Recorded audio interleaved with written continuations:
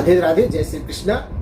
अभी जो बात करेंगे हम आपसे अपकृत्य विधि के तत्वों के बारे में, जो इसेंशियल एलिमेंट्स हैं लॉ ऑफ टार्ट के, उसके बारे में। अभी तक हमने जो आपसे चर्चा की वो अपकृत्य क्या है, अपकृत्य विधि की परिभाषा क्या है।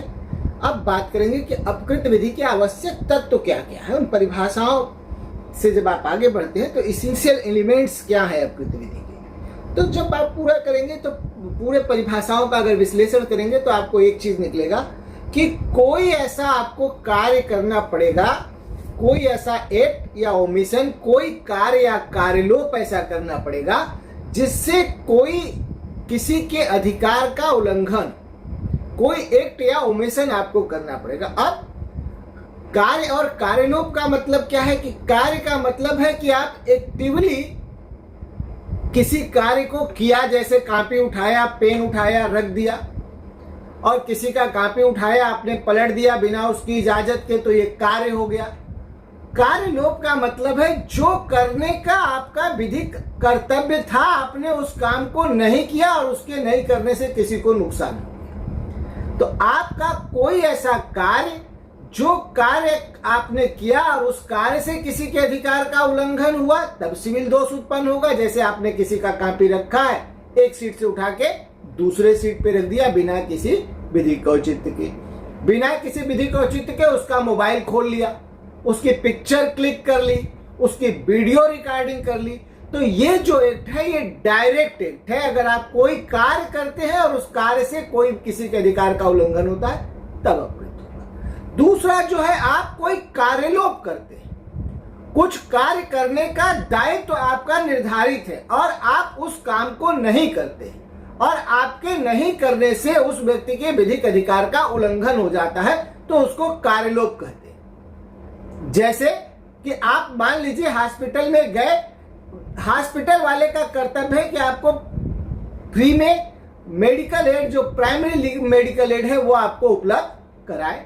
आप गए और उसने प्राइमरी मेडिकल एड आपको उपलब्ध नहीं कराया, या आप क्लास के लिए आए और क्लास का दरवाजा नहीं खोला गया, जिसका दरवाजा खोलने का दायित्व था उसने दरवाजा नहीं खोला। तो जब कोई व्यक्ति का पहले से कोई निर्धारित कर्तव्य है, उस कर्तव्य को वो नहीं करता है तो माना जाता है उसने कार्यलोप किया, और उस कार्यलोप की वजह से अगर किसी को हानि होता है तब वो अपकृत्य विधि के अंतर्गत क्षतिपूर्ति का वाद दायर कर सकता है। तो अब आप समझ रहे होंगे कि अपकृत्य घटित होने के लिए जो सबसे आवश्यक है, पहला कि कोई एक्ट हो, और दूसरा कि कोई ओमेशन हो, कोई कार्य आप एक्टिवली करें और आपके एक्टिव होने से, डायरेक्टली उस कार्य करने से किसी के विधिक अधिकार का उल्लंघन हो जाता है तब अपकृत्य होगा। और कोई कार्य करने का आपका दायित्व था और आपने उस दायित्व का निर्वहन नहीं किया, उस दायित्व के निर्वहन न करने से किसी के विधिक अधिकार का उल्लंघन हो जाता है, तब भी अपकृत्य हो जाएगा। तो अपकृत्य का जो सबसे आवश्यक पहला तत्व है वो है कि किसी व्यक्ति के द्वारा कोई कार्य किया गया हो, या कोई कार्यलोप किया गया हो, कोई एक्ट किया गया हो, या कोई ओमिशन किया गया हो।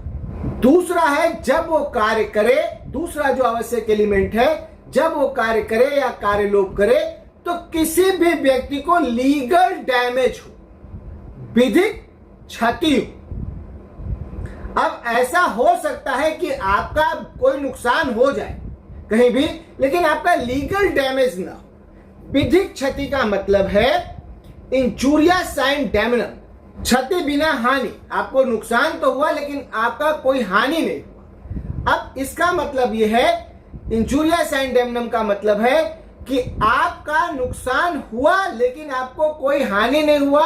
इसमें केस डिसाइड हुआ एसबी बनाम व्हाइट का। एसबी बनाम व्हाइट के केस में क्या था कि एक व्यक्ति को विधिक अधिकार था कि वो नगर निगम के चुनाव में वहां जाके वोट डाले। जब वो वोट डालने गया तो वहां जो प्रोसाइडिंग अफसर था उसने उसको वोट डालने से रोक दिया। उसको रोक दिया तो वो न्यायालय में गया कि मेरा अधिकार था और इस अधिकार का मुझे उपयोग करने से प्रोसाइडिंग अफसर ने रोक दिया, इसलिए मुझको क्षतिपूर्ति दिलाया जाए। कोर्ट में यह साबित हुआ कि ये जिसको वोट देने गए थे वो व्यक्ति जीत गया है, इनको एक्चुअल में कोई नुकसान नहीं हुआ।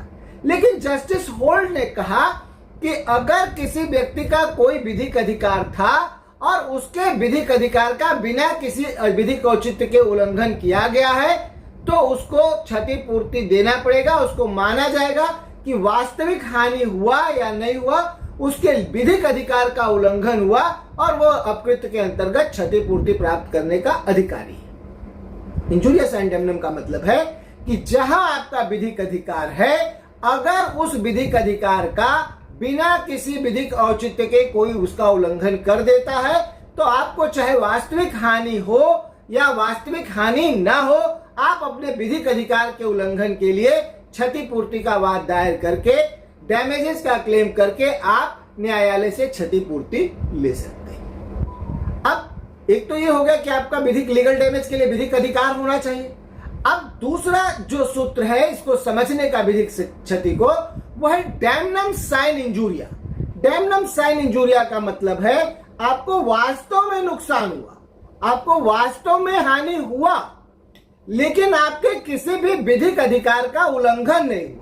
और भले ही आपको वास्तव में नुकसान हो, लेकिन अगर आपके किसी विधिक अधिकार का उल्लंघन नहीं होता है तब आप अपकृत विधि के अंतर्गत जाके क्षतिपूर्ति का वाद दायर नहीं कर सकते। इसमें जो महत्वपूर्ण लीडिंग केस है वो ग्रामर स्कूल का केस है। इस केस में हुआ ये कि एक व्यक्ति ग्रामर स्कूल, जैसा कि नाम है, स्कूल के नाम से एक स्कूल चला रहा था और जब वो स्कूल चला रहा था उसका अच्छा खासा इनकम था, उसमें अच्छे खासे स्टूडेंट पढ़ रहे थे।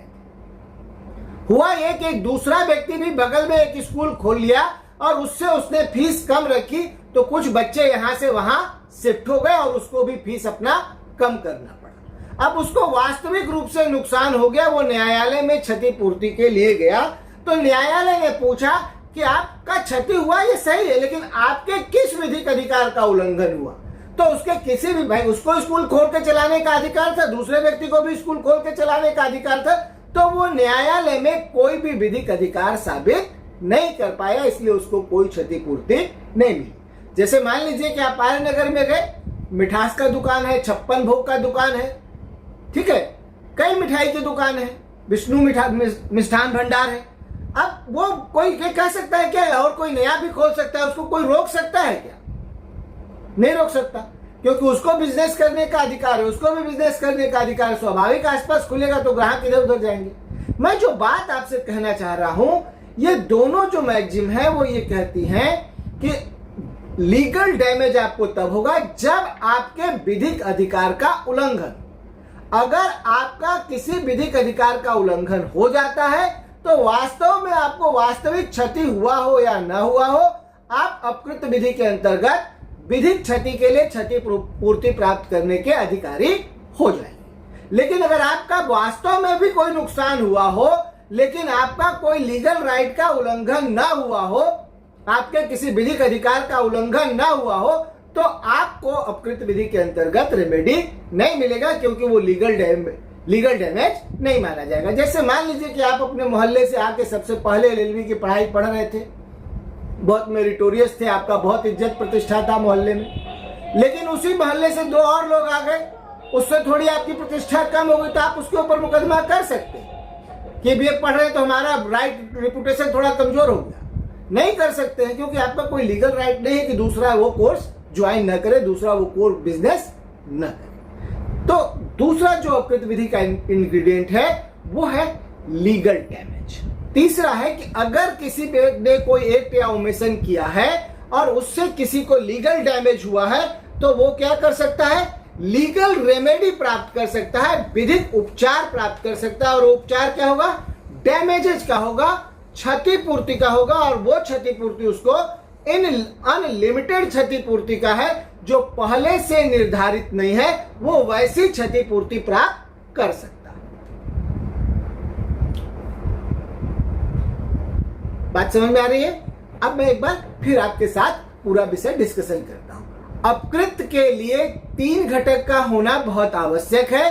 पहला यह है कि कोई एक्ट या ओमिशन हुआ हो। एक्ट का मतलब है कि वो कृत्य सीधे तौर पर किया गया हो, किसी व्यक्ति के द्वारा एक्टिव रूप से किया गया हो। ओमिशन का मतलब है कि आपका कुछ कार्य करने का दायित्व था, आपने उस कार्य को नहीं किया, उससे किसी व्यक्ति को नुकसान हो गया। तो वो ओमिशन होगा।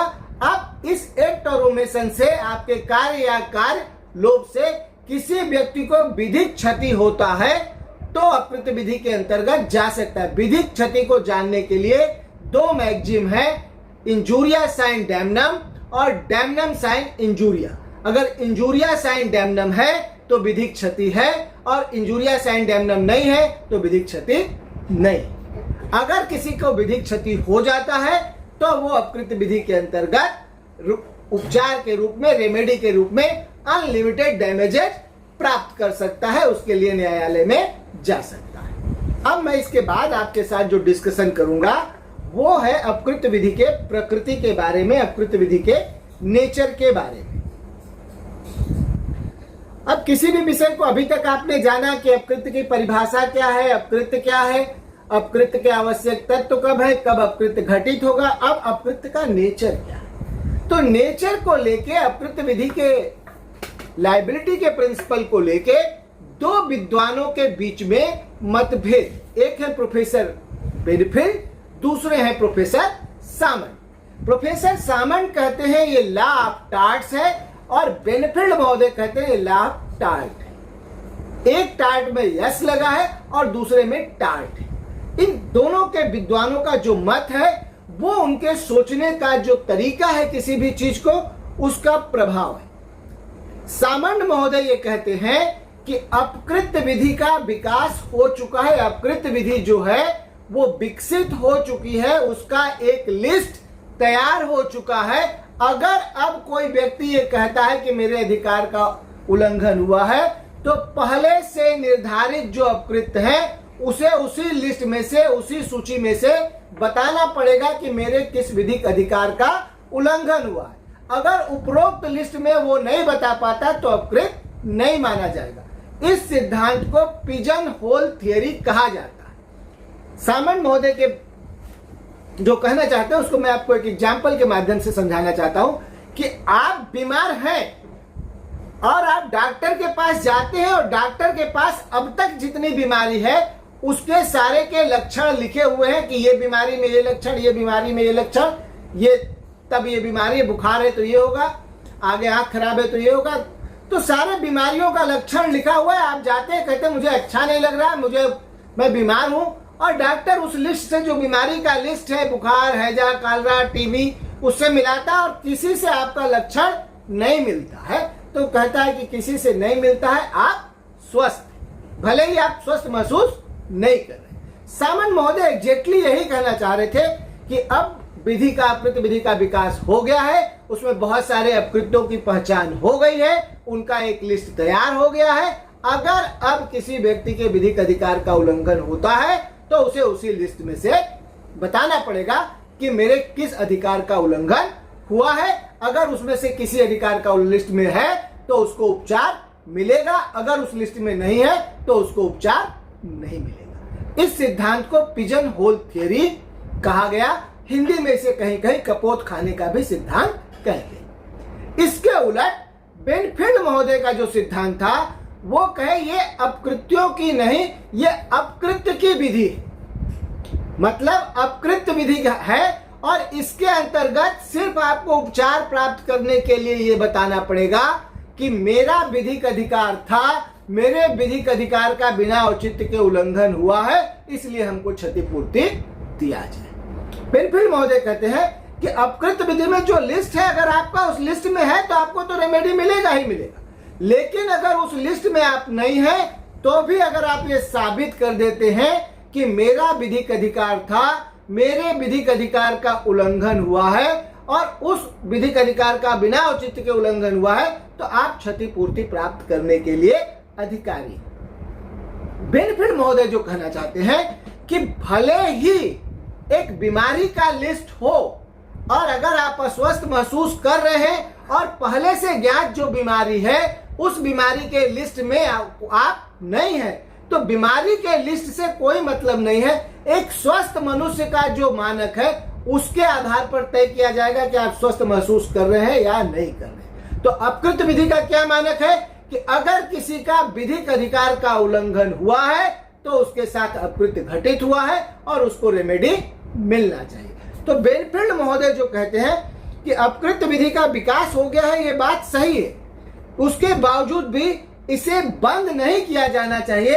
अगर कोई भी व्यक्ति ये कहता है कि मेरे विधिक अधिकार का उल्लंघन हुआ है और वो साबित कर देता है तो उसको क्षतिपूर्ति मिलना चाहिए। अब सामंत महोदय का जो सिद्धांत है वो सिद्धांत अपकृत्य विधि के विकास की गति को रोक देता है, पैक कर देता है। और बेनफील्ड महोदय का जो सिद्धांत है वो अपकृत्य विधि के विकास को अनियंत्रित तरीके से आगे बढ़ने के लिए खोल देता है कि आप जाइए, अपना विधिक अधिकार साबित करिए और आप रेमेडी न्यायालय से ले लीजिए। जो मॉडर्न लीगल सिस्टम है दुनिया का, उसमें सामाजिक आर्थिक परिवर्तन के साथ साथ नए नए तरह के आपके विधिक अधिकार उत्पन्न होते रहते हैं। इसलिए बेनफील्ड महोदय का जो सिद्धांत है उस सिद्धांत को ज्यादातर लीगल सिस्टम एडॉप्ट करती है। जो मेरा सजेशन है कि अपकृत्य के विकास में बेनफील्ड का जो सिद्धांत है वो उपयोगी है, लेकिन सतर्कता से उसका उपयोग किया जाना चाहिए। भारतीय न्यायपालिका ने एब्सोल्यूट लायबिलिटी के सिद्धांत को बेनफील्ड महोदय के ही प्रिंसिपल के आधार पर डेवलप किया। इस प्रकार मैं आपको दोबारा इस विषय को समझाता हूं